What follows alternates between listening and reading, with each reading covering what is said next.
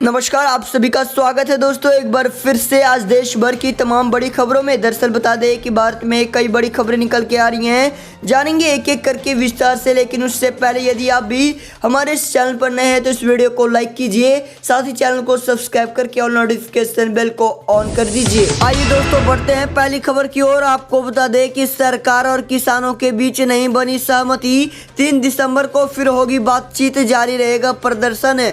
दरअसल बता दें कि केंद्र सरकार के नए कृषि कानून के विरोध में दिल्ली में जमे किसानों और सरकार के 3 मंत्रियों के बीच करीब 3.5 घंटे तक बातचीत का कोई नतीजा नहीं निकल पाया।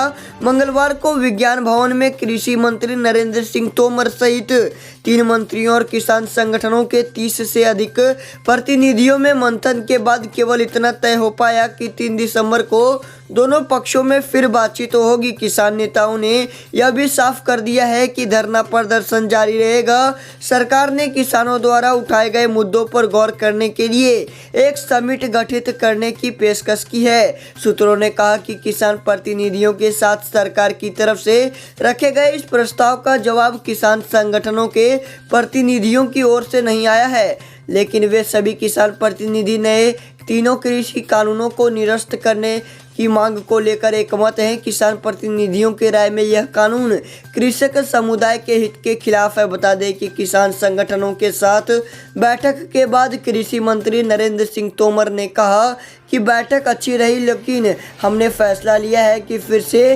3 दिसंबर को बातचीत होगी।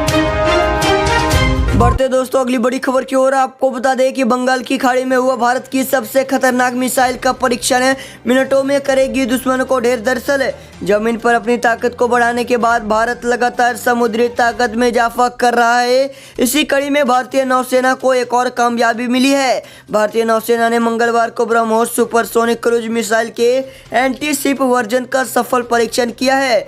भारत की सबसे खतरनाक ब्रह्मोस सुपरसोनिक क्रूज मिसाइल का परीक्षण बंगाल की खाड़ी में किया गया है। इस सुपरसोनिक क्रूज मिसाइल को INS रणविजय से लॉन्च किया गया।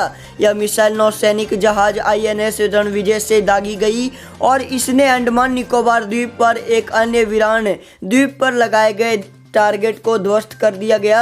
बता दें कि यह परीक्षण हथियार के नियोजित परीक्षणों की श्रृंखला के हिस्से के तहत किया गया था। मिसाइल के सतह पर मार करने में सक्षम इस नए संस्करण की मारक क्षमता को मूल 290 किलोमीटर से बढ़ाकर 400 किलोमीटर तक किया गया, लेकिन इसकी गति 2.8 मैक या ध्वनि की गति से लगभग 3 गुनी कायम रखी गई है।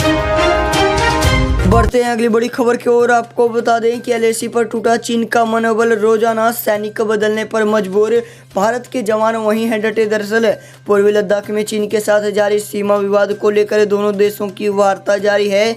मई में भारतीय सेना के साथ हुई टकराव के बाद चीन ने कड़ाके की सर्दी में भी LAC पर भारी संख्या में सैनिकों को तैनात किया हुआ है। हालांकि चीन के सैनिक सर्दी सहन नहीं कर पा रहे हैं। कड़ाके की सर्दी को झेल न पाने के कारण चीन अपने सैनिकों को रोजाना बदल रहा है। सूत्रों का कहना है कि LAC के पास कठोर मौसम में तैनात चीन की पीपुल लिबरेशन आर्मी के जवानों का मनोबल कम हुआ है। वहीं भारतीय सेना के जवान अपने स्थान पर डटे हुए हैं। बता दें कि न्यूज एजेंसी के सरकारी सूत्रों के हवाले से कहा गया है कि वास्तविक नियंत्रण रेखा के साथ आगे की पोस्ट पर तैनात भारतीय सैनिक चीनी सैनिकों की तुलना में अपने पदों पर अधिक समय तक रह रहे हैं। तापमान और जारी गिरावट और कठोर सर्दियों के कारण चीन अपने सैनिकों को रोजाना घुमाने के लिए मजबूर है, क्योंकि वो सर्दी को झेल नहीं पा रहे हैं।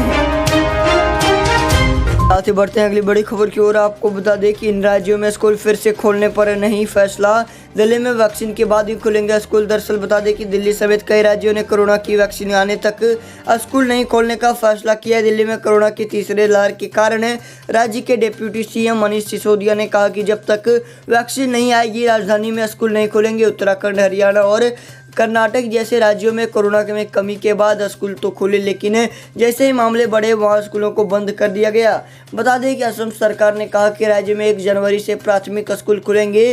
राज्य के स्वास्थ्य और शिक्षा मंत्री हेमंत बिस्वा शर्मा ने कहा कि राज्य में कोविड-19 की स्थिति नियंत्रण में है। उन्होंने साथ ही कहा कि कॉलेज के छात्रावास भी कुछ पाबंदियों के साथ 15 दिसंबर से खुलेंगे। बता दें कि राज्य में नवंबर से ही छठी और उससे ऊपर की कक्षाओं के बच्चों की कक्षाएं शुरू हो गई थी। कक्षा 6, 7, 9 और 12 के बच्चों की कक्षाएं सप्ताह में सोमवार, बुधवार और शुक्रवार को होती है। वहीं 8, 10 और 11वीं कक्षाएं मंगलवार, गुरुवार और शनिवार को होती हैं।